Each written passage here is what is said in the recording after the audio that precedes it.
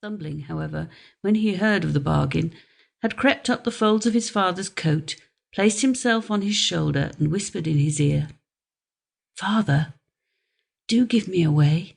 I will soon come back again." Then the father parted with him to the two men for a handsome bit of money. "Where do you want to sit?" they said to him.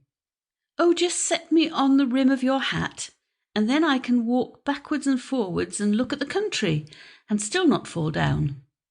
They did as he wished, and when Thumbling had taken leave of his father, they went away with him. They walked until it was dusk, and then the little fellow said, "Do take me down, I want to come down."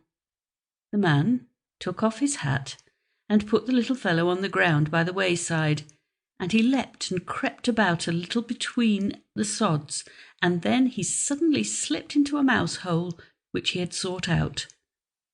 "Good evening, gentlemen. Just go home without me," he cried to them, and mocked them. They ran thither and stuck their sticks into the mouse hole, but it was all lost labour.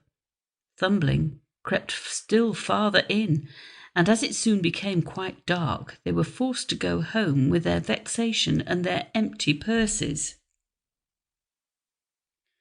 When Thumbling saw that they were gone, he crept back out of the subterranean passage. "It is so dangerous to walk on the ground in the dark," said he. "How easily a neck or leg is broken." Fortunately, he knocked against an empty snail shell. "Thank you, God," said he. "In that I can pass the night in safety," and got into it.